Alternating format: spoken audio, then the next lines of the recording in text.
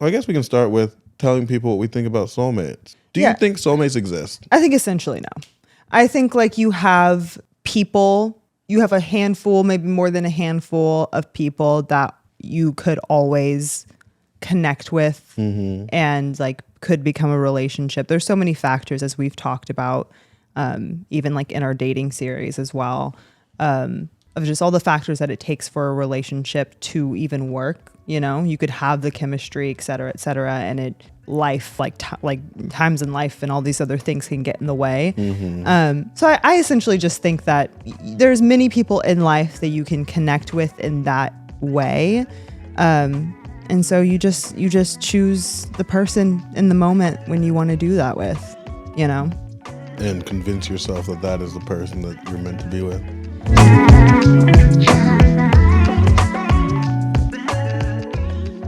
You know what I think is very interesting? Sometimes in life you gotta switch it up. You gotta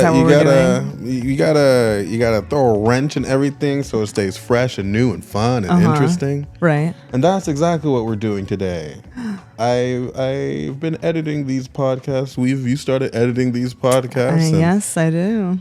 In this conversations that we have and all this stuff, I start realizing things. I'm a perfectionist as much as I am an extrovert. I'm probably more of a perfectionist than I am an extrovert, right? Probably. And I'm always seeking improvement for you, the audience, and for mostly me. If I'm satisfied with something, I kind of don't care how people perceive it. Totally. But I just need to be satisfied with it. It's the artist in me. And I say that so annoyingly, and I hated that I said that. Tortured soul. Right. I really am, but I'm not at all.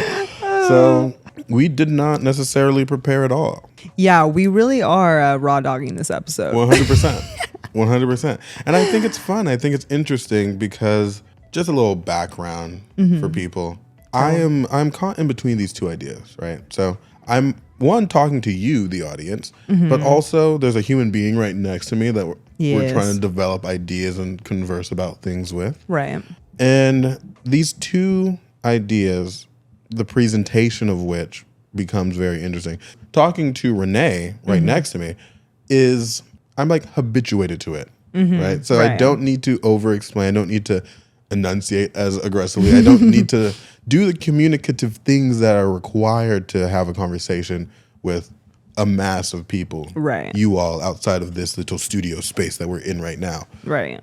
But if I focus too much on the presentation side of it, then I don't necessarily feel like I'm having a conversation with you. Right. Renee. I'm looking at her right now. For the people who are just listening to this. For the people. You know, so for it's the like, people. I want to find the perfect balance between you enjoying the conversation as the audience and then I myself enjoying the conversation I'm having with the homie. Yeah. That's right next to me. So we're getting real meta with everyone. With we this. are. It's a little bit, but also not really. Yeah, but some a little sneak peek behind the scenes of like what our brains think about or what one has to think about when you are trying to develop a podcast. Exactly. And one that's enjoyable for yourself and for others as well. More importantly for others because like you guys are the reasons why we're doing it. Exactly. But also if you as the creator doesn't enjoy it, right. you can't sustain it. Exactly. If we don't enjoy our art, then so yeah, what's the point? In an effort to try to experiment with other things, we didn't prepare as aggressively. Actually, we didn't prepare at all. If we're being frank, let's be honest with the people. We did not prepare at all for this episode, but I think because we can all relate to what we're talking about today. Yeah. Soulmates. Soulmates. Do they exist? Are they relevant? How do we feel about them? Something that I have thought about since I was a very, very young girl. Something that was forced upon me ever since I was a young boy, to be honest. Different perspectives. Yeah, no, really, really, really different perspectives. And it's funny because through that, even though it was forced on me, we found that you conform to the myriad of possibilities within the soulmate realm. Yes. While I very much co-sign to like the idea of the one. Oh.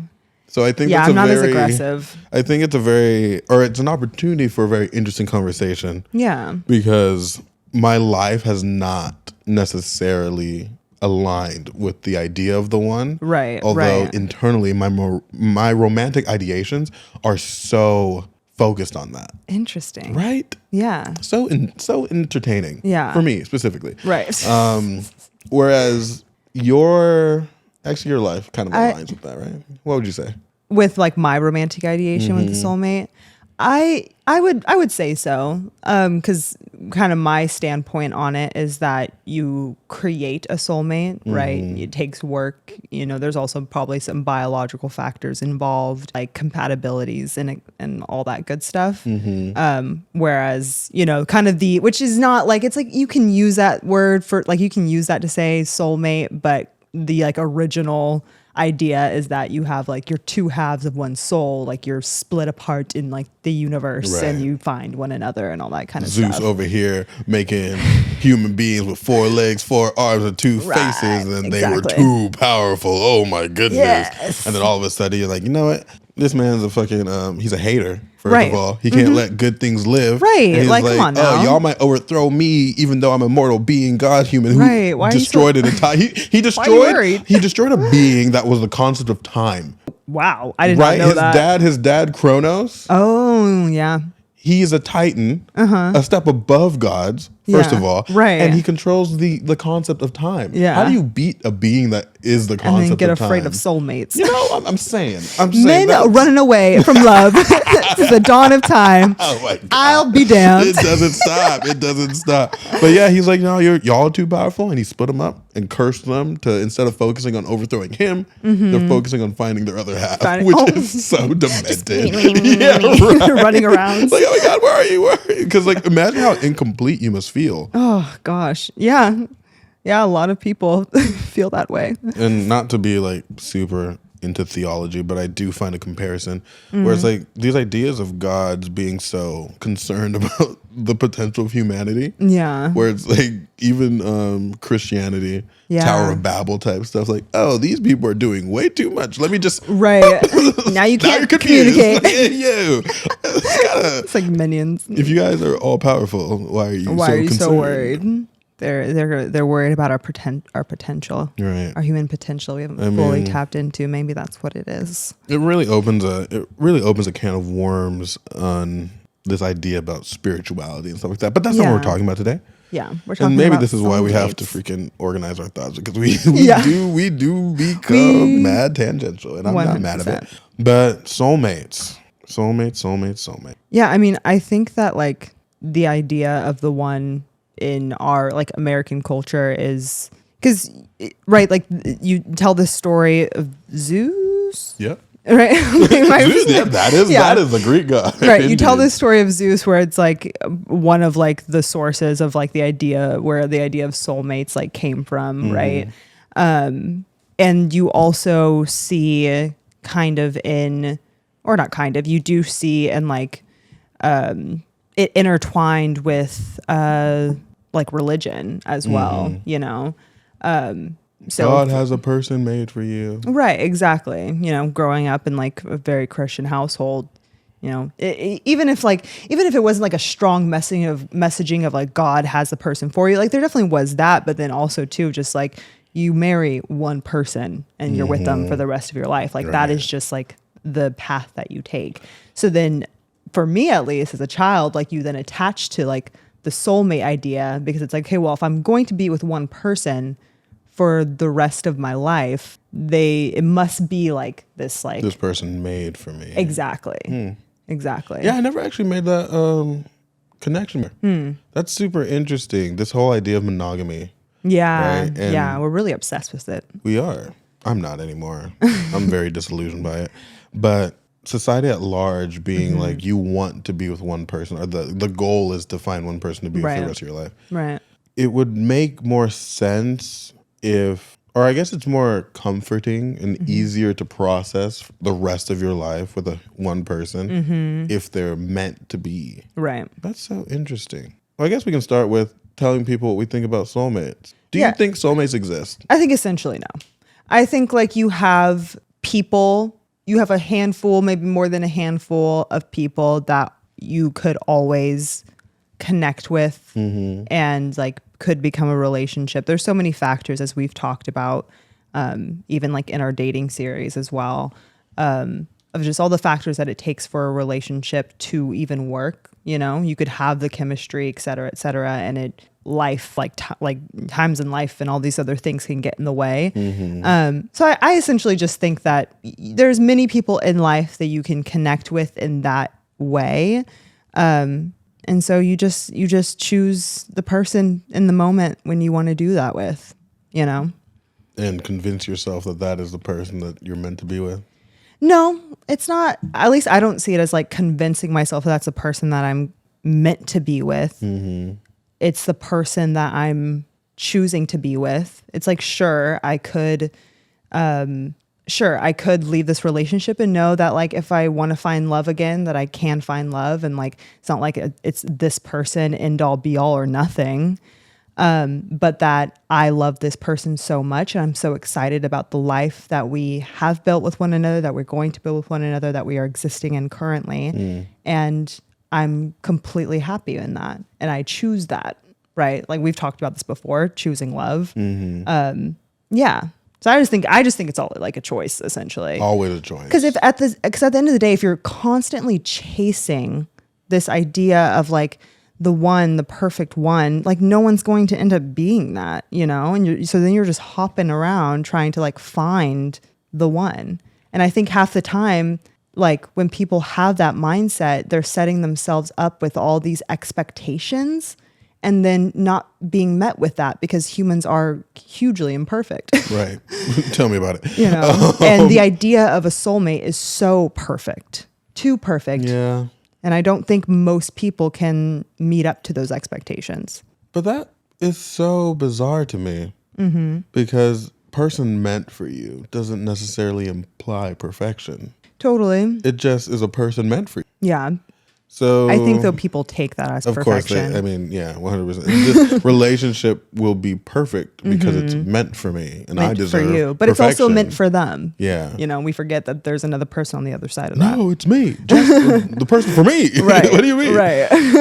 And then that's another layer to it, right? Like, is the person that's meant for you, are you meant for the person that's meant for you? Who knows? Sometimes If you're a soulmates- lesson to other people. Sometimes they're a lesson to you. Yeah, which is, you know, people don't learn these lessons at all because, you know, we just want to be in it. Yeah. But I do this a lot. Too. Stimming.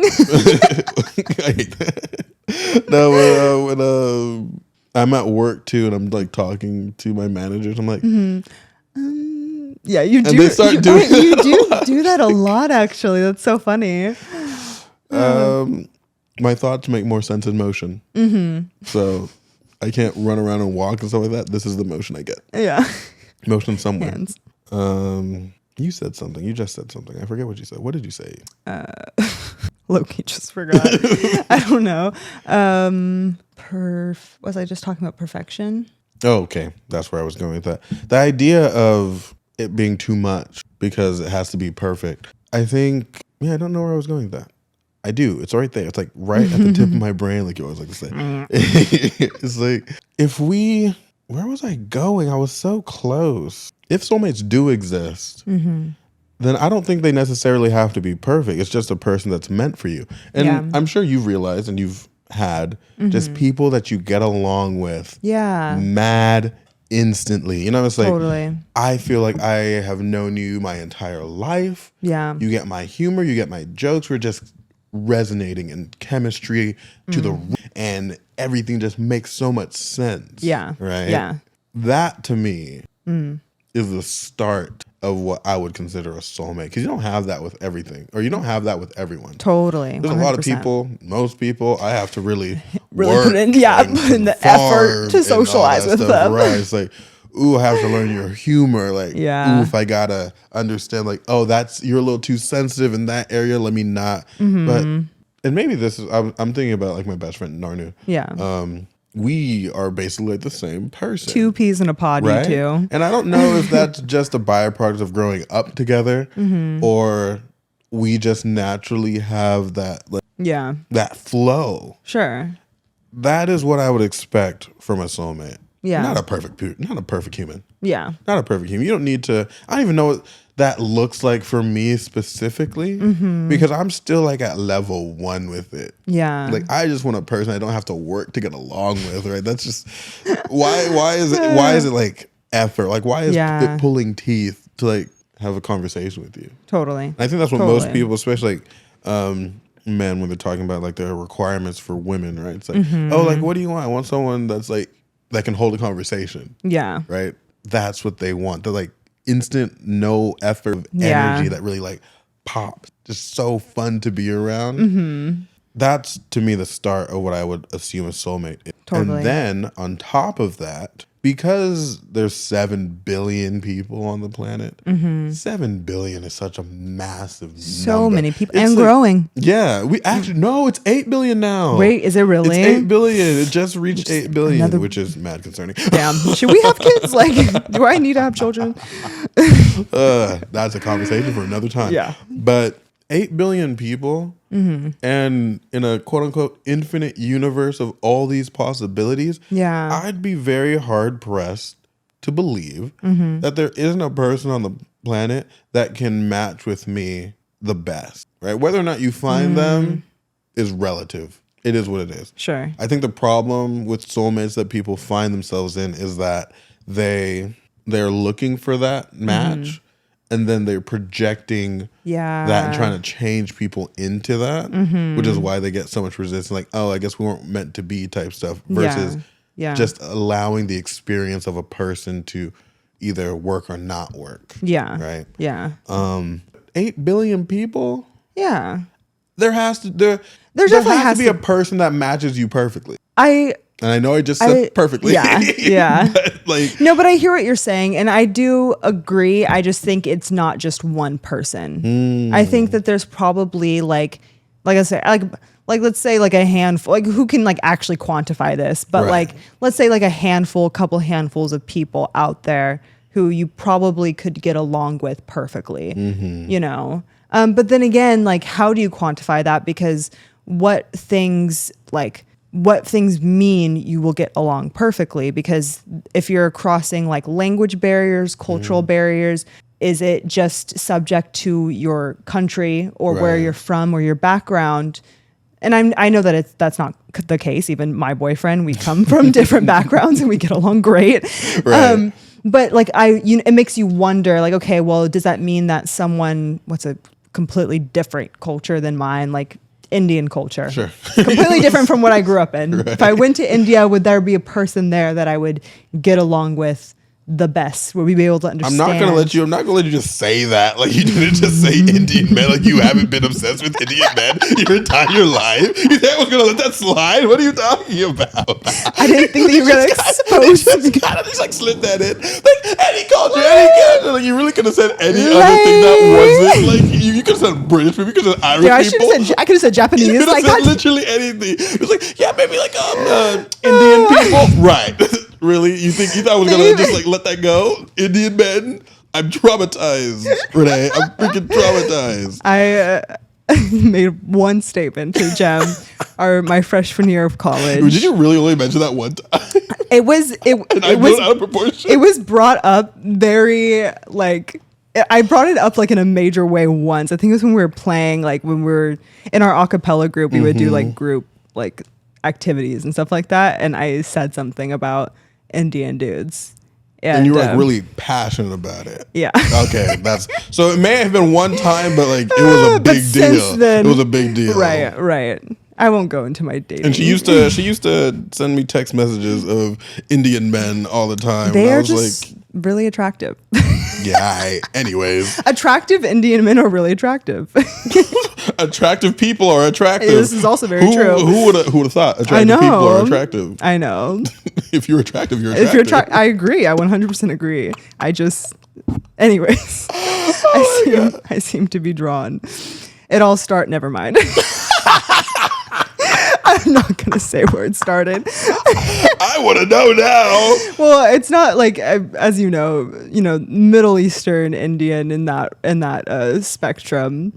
The Kite Runner, that book, I don't know what it was, because the book has nothing. The dude's like the way that this came from a fucking book and not like media, like not like visual stimulus is kind of crazy to me. It like obviously the Kite Runner, the book is based in Afghanistan. I became really fascinated with. Obviously, Afghanistan is not Indian culture by any means. but it got me into that relative region of the world that was very different Copper from mine. skin, black hair, Yeah. long flowing mane. Exactly. Very hairy. Ooh-wee, man. Anyways. Ooh-wee. That's very on brand for you, though. It I'm is. glad it came from a book, and you just romanticize this idea. I just like became very like, yeah, and like very interested in the culture of that region.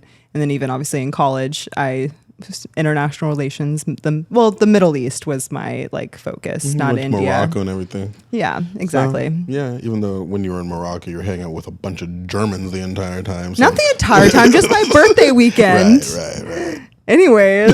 Not me exposing all your No, literally. There's no way that we can't include all of this, right?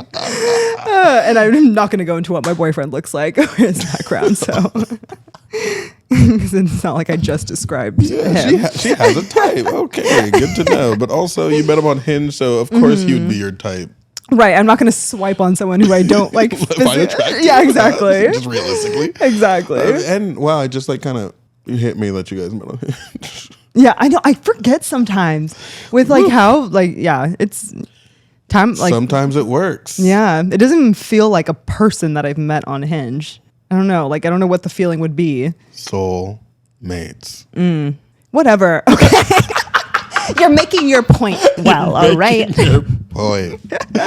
Hey, yo, see, it just clicked. Yeah. It just clicked. And then you hear that all the time, Yeah. too, right? With Yeah. people that are super in love and high school sweetheart type situations or people that just randomly met each other on the subway. Yeah. And we romanticize these ideas and they're like so happy. Right. I had 50 years of pure happiness and I can never love anybody ever again. Like, why did you love them so much? They can't explain it.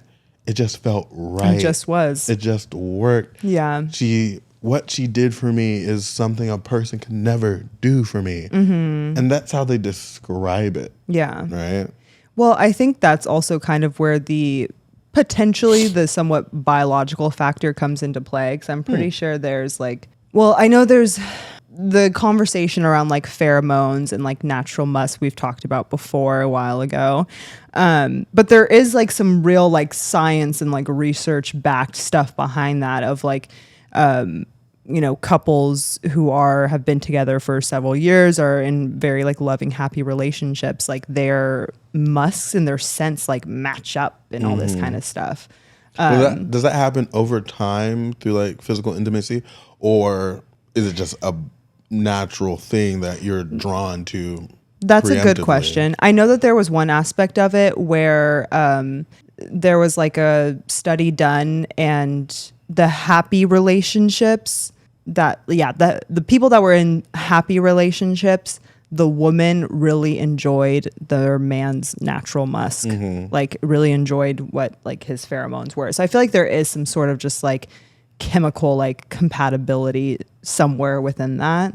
I'm not exactly sure what, but We're not scientists. yeah, no, we are not scientists. So I feel like probably like you meet a person, and I'm sure like personality, you guys just like click, and then you kind of just like are drawn. There's maybe some biological, like you're drawn to this person in some way. You can't really explain it. And also too, when I was doing my little research and study things, there was a study done where they used like prairie dogs or prairie moles or whatever they're called. Prairie dogs. Yeah, prairie dogs. I believe it's prairie dogs who are a monogamous mammal. Oh, they cute. mate for life. And they looked at, because there's obviously different like subspecies, like there's different types of them. And this specific species, they mate for life. And looking at like the difference in their brain chemistry, they had higher levels of vasopressin in their like brain chemical like makeup, which is like attributed to Just naturally.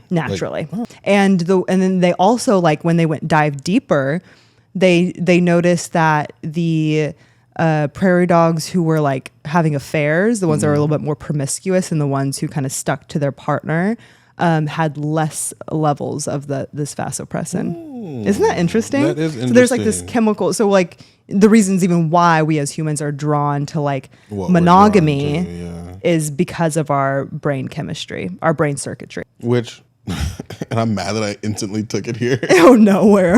But it's Tell me. like our brain chemistry motivates monogamy, but just as equally, our brain chemistry can motivate polygamy. Go on. So just like you just said, Yeah. some prairie dogs have less vasopressin, so they're yeah. more prone to promiscuity. Yeah. It can be the exact same thing that's happening in humans. Right. Whereas like sometimes maybe, and Yeah. you know, don't take this And run with it and too run far. with it. Yeah, like this probably doesn't necessarily apply to you. Right. But I can already hear people taking it there. Yeah. But maybe some people that do say like just monogamy doesn't make sense to me. Right. There might be a chemical or like some sort of brain chemistry that supports that validity, right? That fact that maybe they specifically Totally. have a internal structure that just doesn't. Doesn't work for that. Yeah, Yeah. That would make sense. it would. And now in this day and age, we're making it more and more okay for that to be the case. Open relationships. We're trying. Yeah. We're trying our best. Yeah, exactly.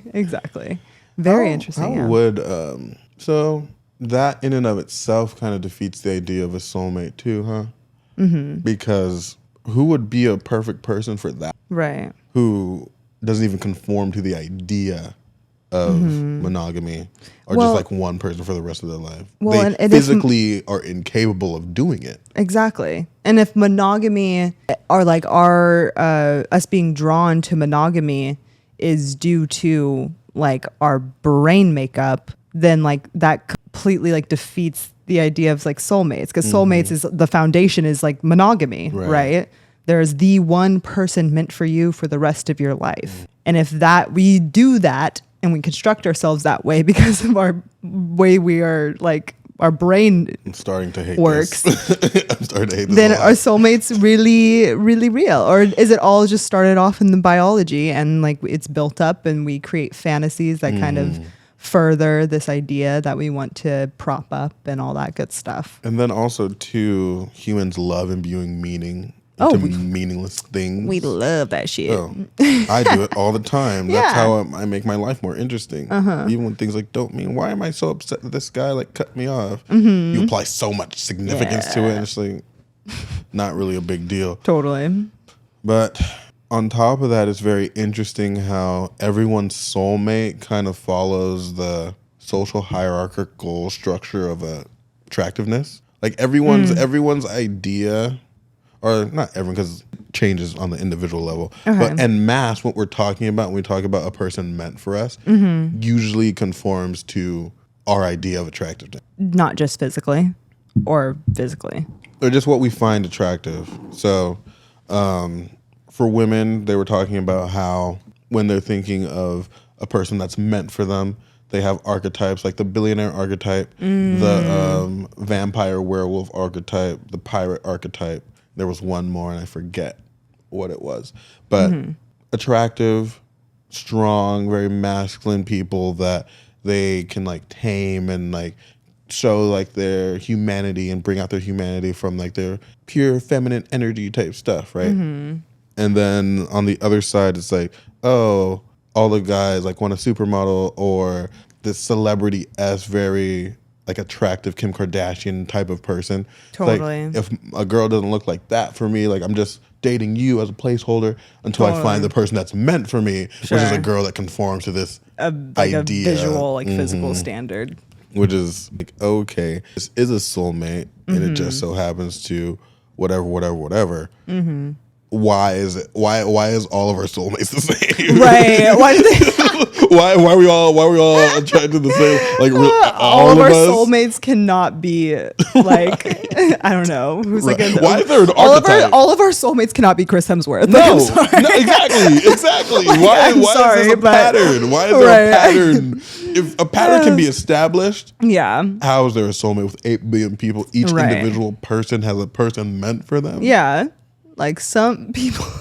Sorry, Chris Hemsworth is not for you. No. Beyonce, no. Right. I don't think Beyonce should be for Jay-Z either. No. But that's a separate conversation for a Totally. different time. But yeah. If it follows a pattern, how can it exist? That scared me so bad. I have no idea why. That was a dog downstairs. Was it really? Yeah, he was like whining. But haunted house. That freaked me out. I was like, what the fuck is that noise? Because I couldn't pinpoint it. I was like, is that like a child? Is that a... Everything about that was a little concerning. Yeah. Just slightly. I've just recently been seeing, or like these skinwalker videos have been coming up on my TikTok, and like the sounds that they make. So that's why that, like, I was like, yeah, that skinwalker. Y'all be careful in fucking Oregon. Right. No, literally, we'll be near the city, so we should be good. I think about that because we have a little trail back here and stuff like that, and I run at night after work. Yeah. I think about that often. Like, I'm not like, I don't really want to conform or like believe in this like supernatural bullshit. But what if it's true? Those videos seem so real. No, really. I mean, I don't think we have anything to worry about in terms of skinwalkers because it's like associated with the Appalachians. Appalachians. Yeah, but it sounds funnier that okay, way. you were saying that. You just thought it was pronounced this entire time. Well, at one point, yes, I did think that it was pronounced that way, but then when I learned the correct pronunciation, I continued to call it the other thing. The Appalachians. The Appalachians.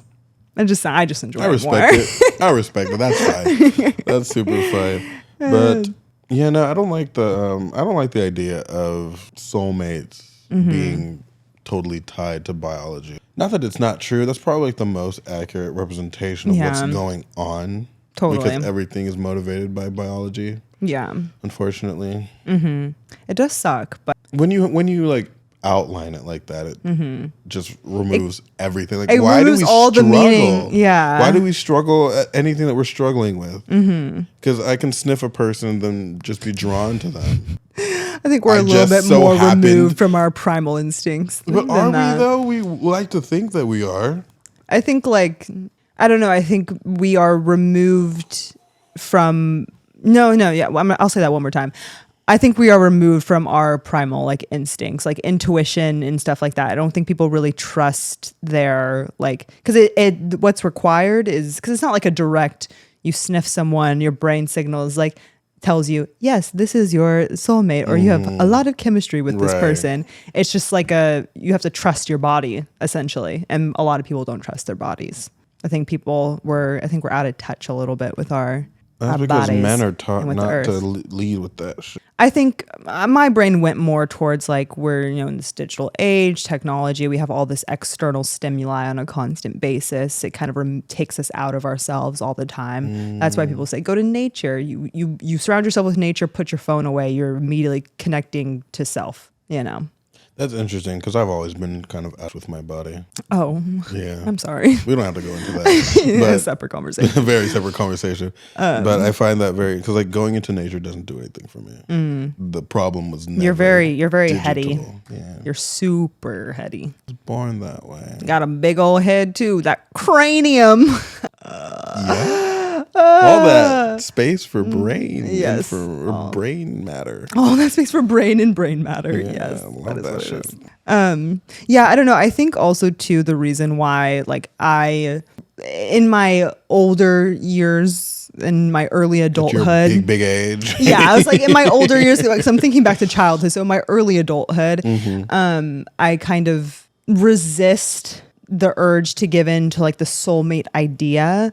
I think has a lot for me to do with my religious background and there's one God, there's just, you follow this, there's a path for you. It was just very structured and there was only one way to be in life. It felt like my whole life. And obviously then too, what we had just previously talked about with there is one person you're supposed to be with your whole life. And there's one way you're supposed to exist. There's one exactly path you're supposed to take. There's one person you're supposed to believe in. There's one. Right. exactly. And so raging against the machine a little bit. It's no. Yeah. Why is it just one? What do you mean? I'm Renee. Right. Respect me. Respect. Yeah. But yeah, it just kind of, now that I don't adhere to those things anymore, it's kind of hard to then say, okay, yeah, there's one soulmate. There's one person out there for me. Because even in my spiritual awakening, if you will, Actually, I think I'm still in my spiritual awakening and like discovering that. But I just hate the idea of, because I feel like it restricts me from all the other, to explore other possibilities. Who really knows? You know what I mean? Like, these are things that we talk about as humans that they're fun to talk about because there's never going to be any real definitive conclusion. You know what I mean? These are things that we can just kind of like, we as people can be creative with and like, oh, well, maybe this, maybe that, and all that kind of stuff. Just really add or detract based on what's working for you in the moment. Exactly. At the time. Exactly. So it's like, I don't want to like restrict myself to like, there's only one person for me for the rest of my life. And also, what if, like, not to get morbid, what if that person dies? Then I'm not able to find love again ever. That was it. That was my one love, and that was it. You know what I mean? Like, I don't like that. Are thinking of it so practically. I know. And it's so like interesting to me because usually I'm the very black and white practical individual, and you're just like, no, like that can't be right. There's so many people on the planet. Yeah. And what if this person dies? Then I won't be able to do anything with my life. Like, I'm just not able to find love again ever. Yeah. Like, yes. Yes. That is exactly what that means.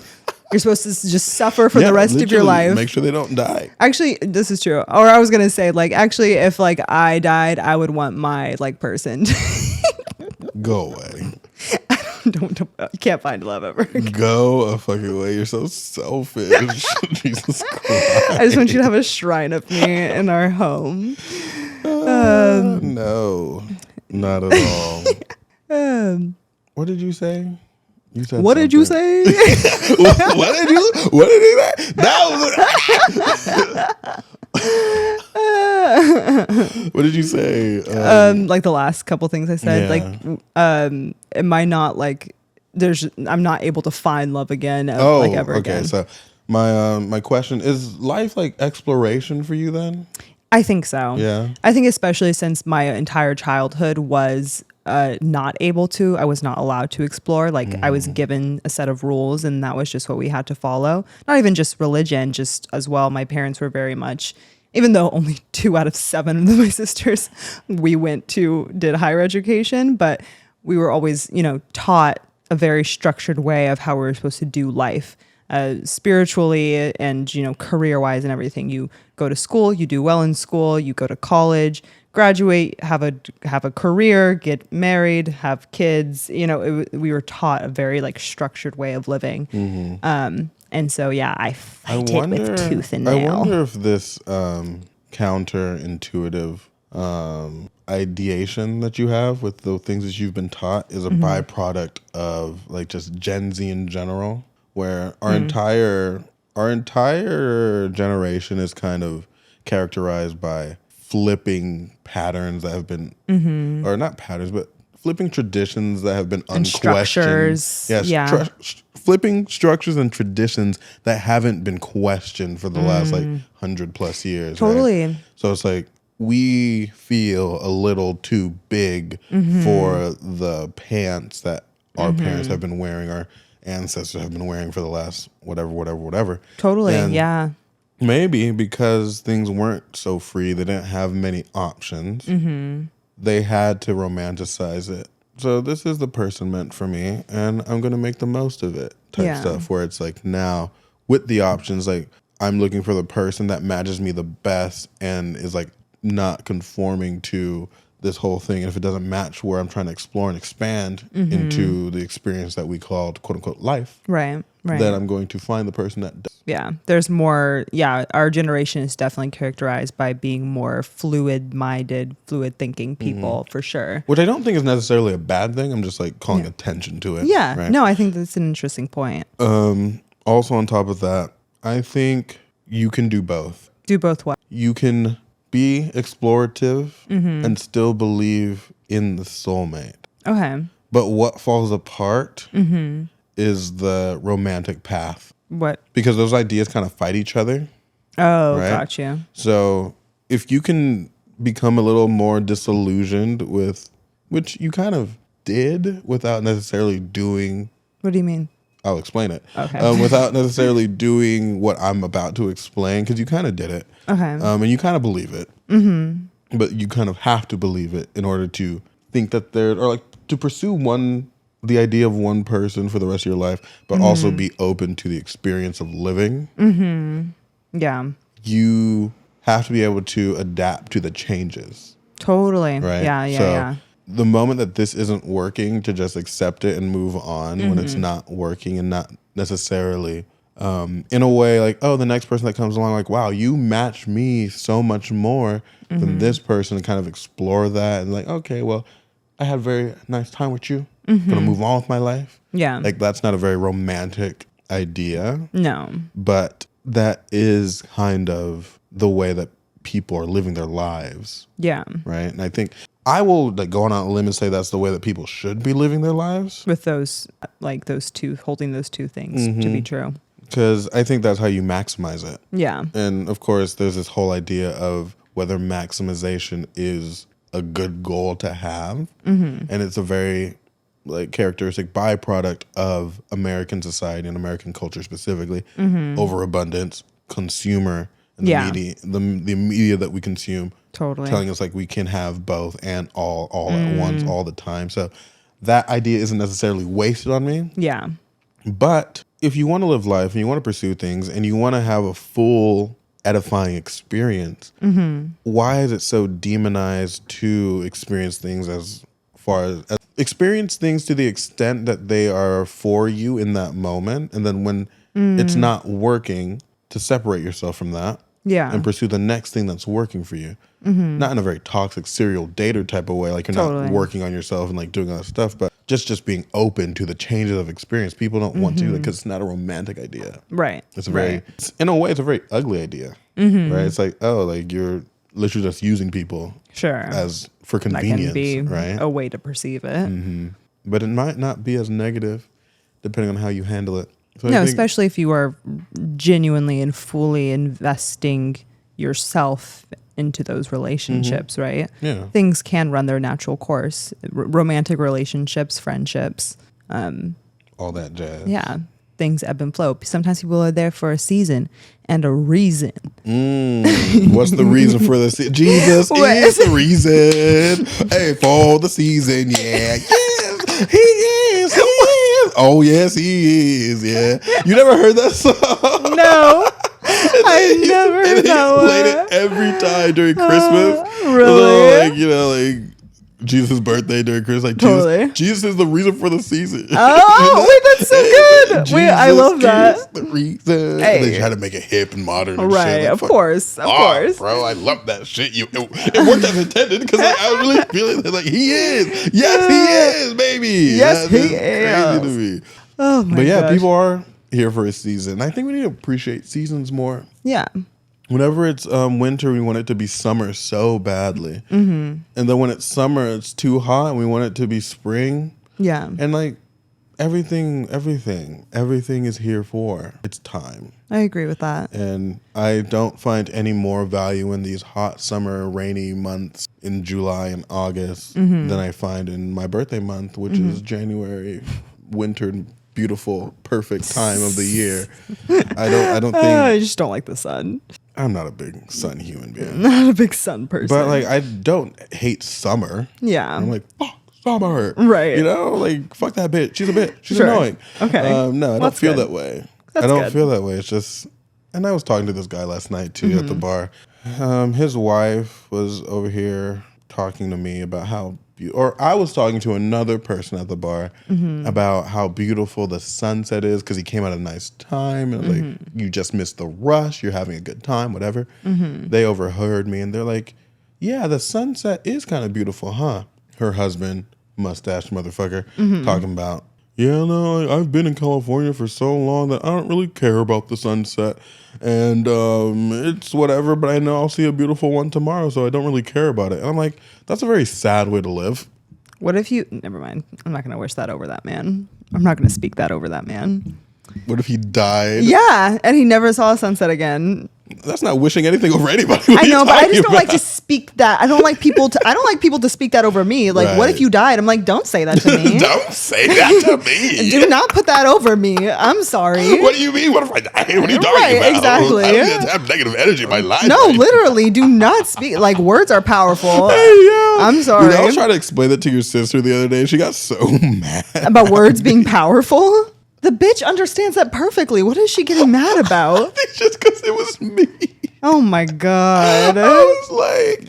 Oh my gosh, you guys are speaking again. No, this was before July 4th. This was a long time ago. Never mind. Nope, because we're both stubborn and neither of us are going to reach out. Yeah. And I could be the bigger person, like I said the other day, but I'm not going to because I just think it's dumb. Yeah, that's understandable. Put my foot down. Nope, I get it. I had a whole rant talk with Victoria talking about it. Oh, really? Yeah. Anyways, I think we went off the beaten path a little bit. I am curious. I feel like I explained like why I have the viewpoint about soulmates that I do. And you kind of said at the beginning how you feel as if from like an outside perspective, your like ideation with soulmates is different from what would be expected, even maybe from yourself. I'm not sure, but why do you think that is? I definitely conform to what I was explaining just now about how enjoying people in their seasons and moving on. Yeah. Although there are some people that I wish their seasons were longer. But I don't pursue them aggressively, right? Yeah, like I totally. can feel that way and just understand like maybe that just wasn't the time. And if I still probably won't talk to you because I'm bitter. But that's neither here nor there, right? Like I'm mad, petty, and I put people through the ringer. If you don't want to be in my life anymore, if you want to come back, you're going to have to work for it. Totally. And that's fair, right? That's totally understandable. I'm a human being. Right. But my life has very much conformed to that, enjoying people for their seasons. And if it's not working, moving on. Totally. And a lot of people like really hate me for that because it seems like I don't get attached to things. Yeah. But at the same time, I really, really strongly believe that there is a person that can match my energy in its entirety. Where the season will be all 4 seasons. For the rest of my life, Yeah. baby. Or It'll be the longest season, the longest summer, or maybe winter for you since you seem to enjoy that so much. yeah, I love winter, but not necessarily like one season, but they can persist through all of them. There we go. Yeah. Right. I like that. Makes more sense. They're gonna be with the freaking little raincoats in the winter, and we're gonna be toiling the soil in our garden during the spring. Yeah, I'm visualizing it. I'm seeing it for you. Going to the little pumpkin patch in the autumn, beaches in the summer. Hell yeah. That's what we want, right? That's the vibe, right? Yes. And I think that for all intents and purposes, I didn't mention this when we had our beginning episodes when we were talking about like the history of dating and stuff like that. Yeah. You said you were romantic. I'm also like very, very deeply invested in this romantic. Yeah. I'm not hopeless, but I'm definitely a romantic. Yeah. Totally. I love the idea of romance. Right. I understand why these ideas are so like they permeate society. Yeah. The only difference with me is that I'm not the lack of hopelessness to me is I had to learn how the world worked. And the world doesn't necessarily conform to this romantic ideal. Gotcha. So, yeah. Not to sound like a nice guy, but there's a certain pattern of behavior that younger people, teenagers, early 20s, like people between the ages of like 17 and 21, they respond to a very certain or a very specific set of stimuli. Yeah. And I learned those stimuli. And in learning the stimulus and how to like create the interaction I wanted, it kind of robbed me of what this romantic situation should have been, right? Because you want Strip to the mystery. It stripped the mystery and it kind of disillusioned me a little bit. Because if this is something that is so, I can take this and act this way and get this result every time. What made you pursue that though, as like a young kid, essentially? Like what made you pursue that knowledge of like, was it out of like some sort of like romantic pursuit where you wanted to understand romance? So it was like kind of a naive like exploration, exploration, into that. It was not kind of realizing what both. the result would be? It was kind of both. Okay. Right. I read The Art of Seduction. Okay. Right. I read The Art of Seduction when I was 13. Oh my God. Yeah. I don't think I knew the word. Yeah. Yeah. My mom left me in the library while she did her little, like, because she was a teacher, right? So I Yeah. got out early and I went to the library. Yeah. So I You're like, ooh, Art of Seduction. I'm over here like warrior cats. right. Animorphs. Like, what? Very different 13-year-olds. Anyways. I didn't even really understand what, like, it entailed. Like, seduction didn't mean what it means to me now. Totally. Right? Totally. But it was like how to, like, influence people, be persuasive and whatever. And I was like, okay. Like, I could learn how to make friends and stuff like that.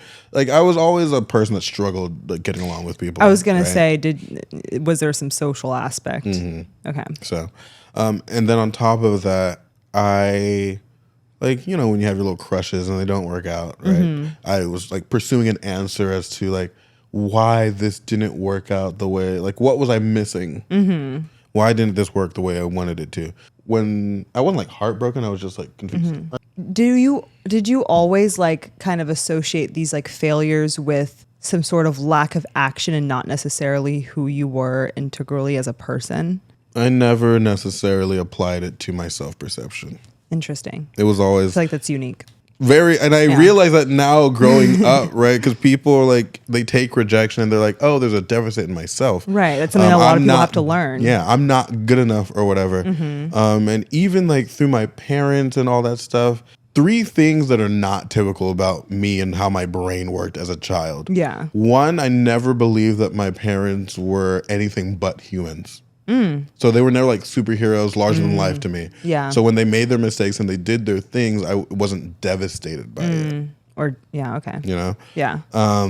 Secondly, I don't apply rejection and mistakes to my identity. And I've never applied mistakes and rejection to my identity. For me, it was either one of 2 things. It was either something that I was lacking, because I could totally exist in the situation if I had the knowledge or the information to exist better, or 2, a deficit in the other person. They're not at a place where they can appreciate the extent of who I am. Yeah. Basically. Totally. I don't remember what the third one was. That's okay. Those are good. Those 2 were good. Those are solid. Irrelevant.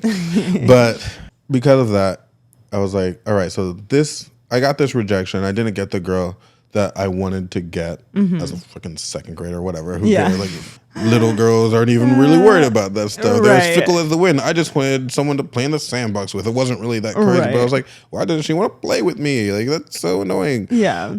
How can I get people to always want to play with me? Weird thing to want at that age. Like, I now just that I'm want saying it out people loud. to hang out with me Yeah, more. like, that's so crazy. So, Art of Seduction, and that completely reframed how I look at this interpersonal interaction for people in general, right? Because, like, once you start applying those things, they start producing results, Right. and that's why they say be careful about like, reading and getting into that type of information, because 1, people can use it for, like, nefarious purposes, Totally. right? And then 2, if it's not, like, integrated into your personality, you just behave that way, then everything always feels contrived. And that's the struggle that I've always had after I learned that stuff. Yeah. And extreme reversal, overcorrection maybe, that's why I gripped so hard at this romantic ideal. Because if everything is contrived, then it feels better to me that those people just aren't people that are meant for me. And the one that I don't have to contrive is the person that is the one I'm supposed to be with. Totally. Even the people that I've matched and the chemistry was great and all that stuff was so, like, amazing. That contrivedness was always kind of there. And I find myself now just, like, not participating. People get so mad.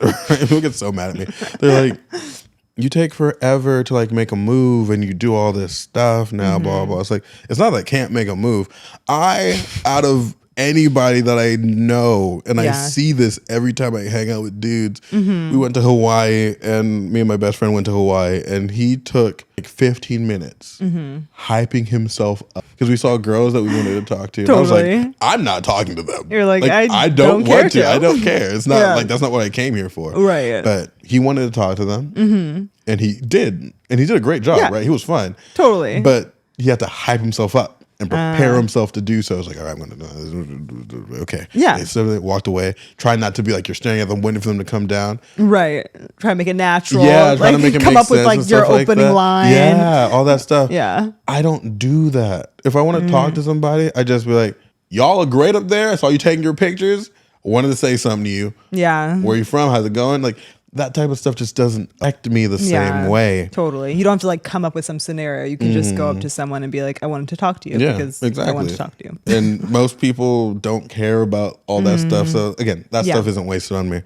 I just had the point that I was trying to make with that. I always get lost in my fucking stories, man. So even in that, if I wanted to like hold a hand, if I wanted to make out with somebody, Yeah. I used to make out with people at the club all the time. Didn't care. It was just a thing to do. Sure. Now I don't do it because of the pandemic, and it's kind of gross Yeah, to me now. Now I'm a yeah. little like, Swapping spit with just anyone is kind of. I I gotta respect understand. myself a little more, right? Gotta respect myself a little bit more than that. I understand. But this. like it didn't the what do people there's like the fear of action and like yeah. the hesitation that people have is not something that I struggle with. Again, Totally. very bizarre. I don't know why I'm like this. I just happen to be this way. Yeah.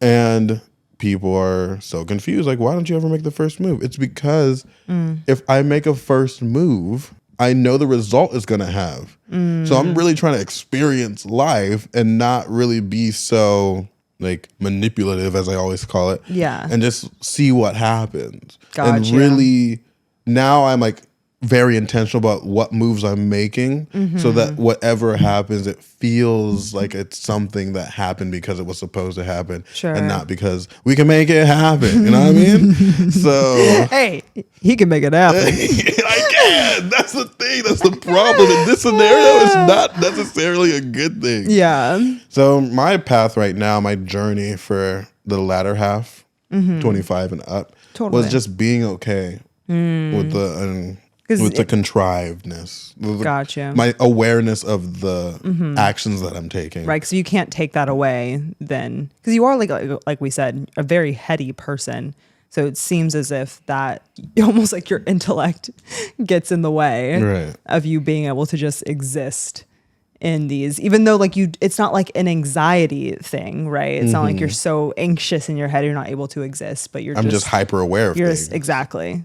Too smart for my own damn good. Okay. But that was part of the whole like confession thing, Jacqueline situation. Yeah. Where, and I always say this to Charles all the time. It's like, if I wanted to be in a relationship with this girl, I could have. Yeah. Everything was like perfectly in line for that to happen. I just wanted to participate in a different context. And that's what that was. Totally. And then it's really funny too, because Interesting. the person that she ended up with followed the context that I laid out, like I could have That you done could have to get the result. become, essentially. Yeah, that I could have got. He followed the steps that I could have done, that I knew I could have done to get the result that he has right now. And I was like, Gotcha. okay, well. Where's the fun in that? Exactly. Yeah. Where's the fun in that? That is my thing. Where is the fun in that? Am I just cursed to not necessarily find the fun in it, and I just have to find fun in different aspects of Yeah. it? Like, can the fun just be as simple as participation? Because you're just not even finding the fun in the chase either. Because the chase isn't fun. Yeah. Because it's like Usain Bolt probably doesn't find racing high schoolers fun. No. Like, and that's what the equivalent it is for you. That's kind of how I feel. And it's like, oh, just date older people. I'm like, older people have the same thing, because Yeah. it's not an age thing. It's like a No. concept thing. And Yeah. if you do these, I bet everyone wants to know what the fuck. Yeah, what exactly? What are these things? What Currently are you typing doing? in art of seduction, like as 13-year-old Right. Jem was able to grasp. Yeah.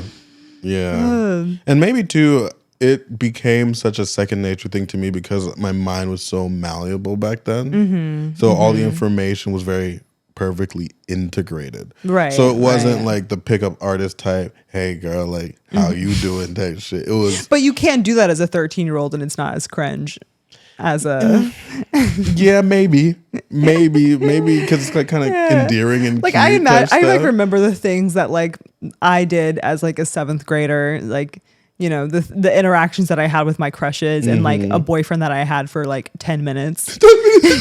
Not 10 minutes. Actually, maybe it was like overnight. Like I was like, sure, I'll be your girlfriend. And I woke up the next day. I was like, just kidding. I don't want this at all. Yeah, exactly. Oh my God. So it's like, you know, and it's just like so cheesy when you think back to it, right? Because you're just like mimicking what you see on like TV and all these things, or what you read in a book called The Art of Seduction. Exactly. But yeah, maybe that wouldn't be as cheesy. I don't know.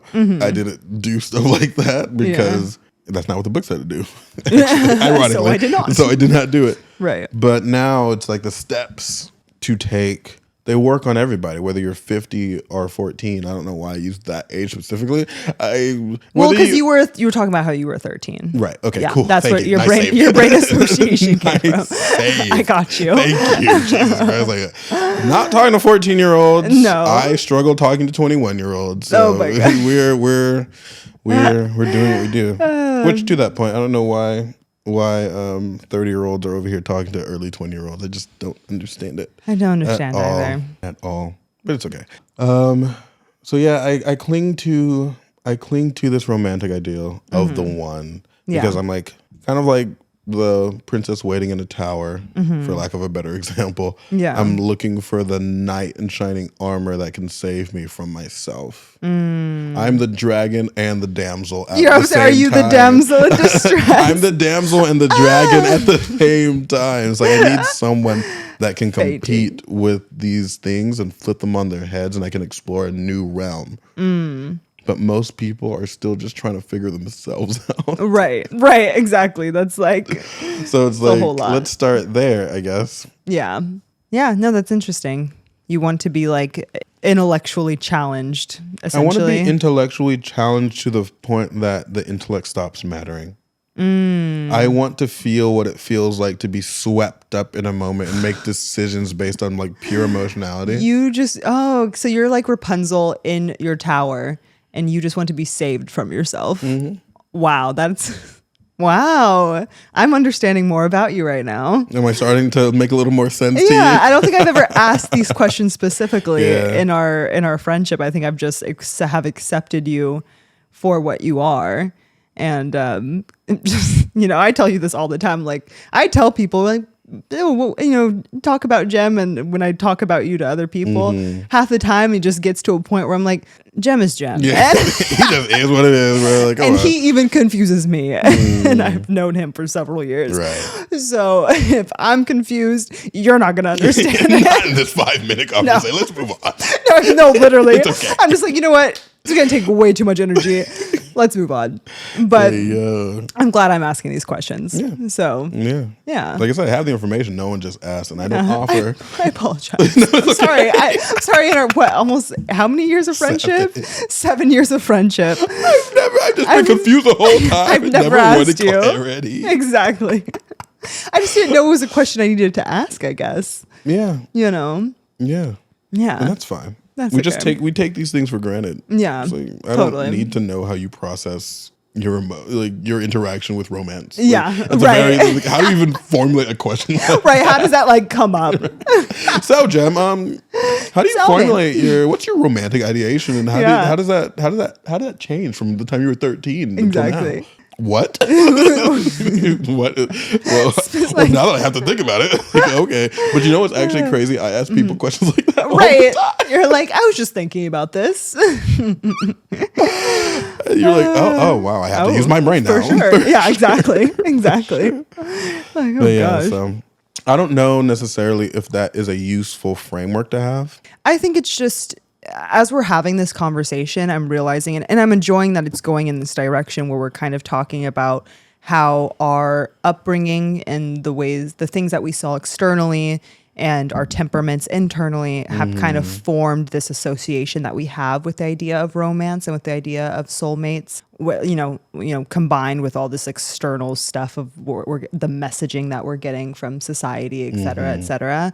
So I find because at the end of the day, yeah, it is like we all like, okay, society is split. Some people believe soulmates are a thing, others do not, right? But all that's like informed by a lot of like personal experience that's unique to each individual. Right. So it's like, yeah, So you could even agree. your like interaction with the idea is tailored to you. Exactly. Because your idea of the soulmate, it's like many people, I want to explore life. I want to expand my situation. Right. Mine is like, no, like one person has to exist because like everyone else is, they can't compete. Right. Right. Right. Like, I need the soulmate to exist so that I can participate in the romantic ideal that you all have. Right. That I seem to want so badly. You want it so bad. You just want to be included. I do. Yeah, That's like the story of my life. It really is. I just want to relate to y'all. I don't know why you feel this way. I studied psychology for that same reason. Yeah. Like, No, don't exactly. get it. Why are you guys like this?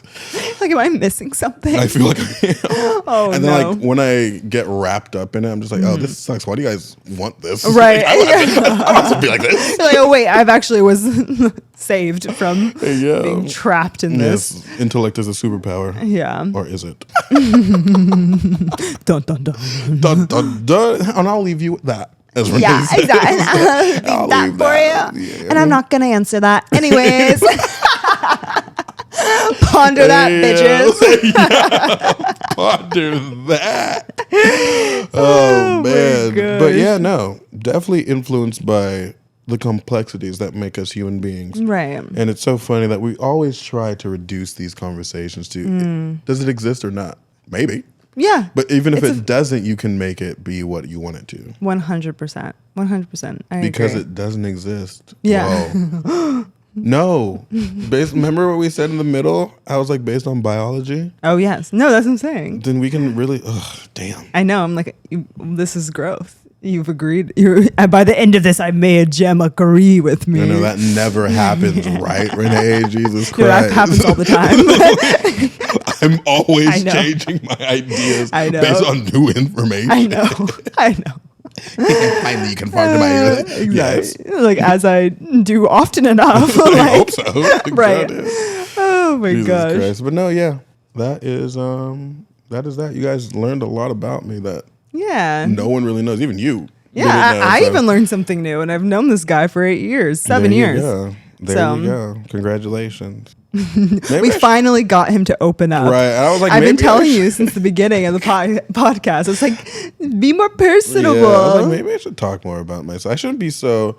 You get stuck in like the conceptual, the theories. Or you I'm know? just like naturally just not a forthcoming person. No, you're not, and that's okay. That's Maybe totally I fine. should We be a just little gotta more. butter you up. Or just ask me questions. Yeah, that's true. Ask the question. I was very forthcoming when you asked me the right question. Yeah. People, that's also a thing. Like, yeah, very closed off, but if you ask me questions, I'll answer It's them. very easy. Yeah, complicated, but also not. but also not. See, confusing. Thank you. You proved my point. Oh my gosh. Everything applies and doesn't apply to me at Yeah, the same time. exactly. It's confusing for me too. I'm trying to figure out who the fuck I'm trying to be. Wow. Aren't we all? Yeah. Existential crisis. But no, yeah. See, I don't mind conversations being that way. Yeah. Unstructured, just going where they Yeah, I'm like- naturally flow. Yeah. I like Piece where them that went. together I over like where that time. went. I like that it was more personal. So I guess I would love to know from the audience as you listen to this episode, as we grow, as you follow us on social media at TheIntellecuals, do you guys conform to this idea of the soul, the soulmate? And how do you think that your upbringing, like how do you interact with that idea? Like, Yeah. It's a how great- has your history in your life and to this point shaped the idea of the soulmate for you? Yeah, I have a like we always say, I have a way with words. Yes, you do. Yeah. Quite eloquent. Yeah, but I think that's it for today. Yeah. I think that was a good little conversation. I think we can soulmate. wrap it up. Wrap it up. But at the end of the day, I'm Jem. And I'm Renee. And we're the Intellectuals. Signing off until next time. Bye.